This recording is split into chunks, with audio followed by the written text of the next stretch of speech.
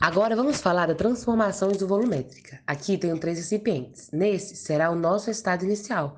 Considere que ele possui um volume determinado e o gás está inserido aqui dentro desse recipiente. A gente considera isso aqui um volume determinado, volume V. Sobre esse gás, a gente coloca algumas pressões para representar a pressão, P, que está sendo aplicado sobre o sistema. Esse sistema apresenta uma determinada temperatura. Agora vamos fazer essa transformação. Como se trata de uma transformação isovolumétrica, o volume não pode variar. Então, se reduzirmos essa temperatura pela metade, a agitação das partículas vai ficar menor. Consequentemente, essa pressão empurra essa tampa para baixo. Só que o volume não pode variar.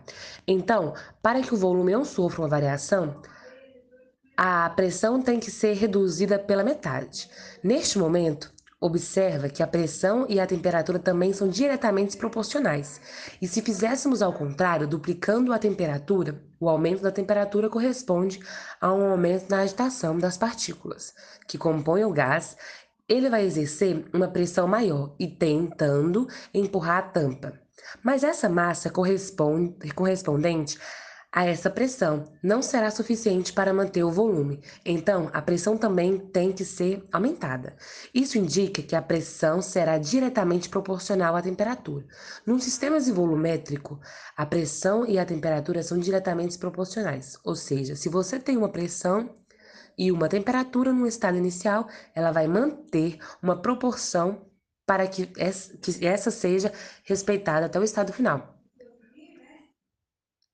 Vamos aplicar essa equação a um exemplo, para melhor compreender.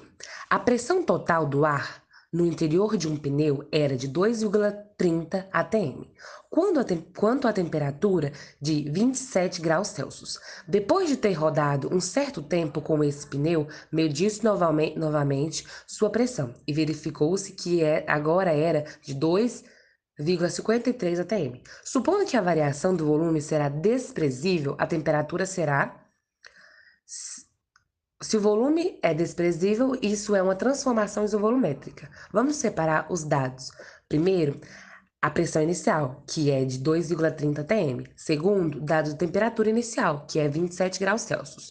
Agora vamos converter essa temperatura para Kelvin, somando 273, que é igual a 300 Kelvin. Próximo dado é a pressão final, 2,53 atm, e por fim a temperatura final, que é justamente o que está pedindo no sistema. Transferimos esses valores para a equação e vamos ver quanto que vai dar a pressão. A pressão inicial é de 2,30 sobre 300 Kelvin, que é igual a 2,53 sobre a temperatura final. Assim, temos temperatura final igual a 300 vezes 2,53 dividido por 2,30. A temperatura final será de 330 Kelvin.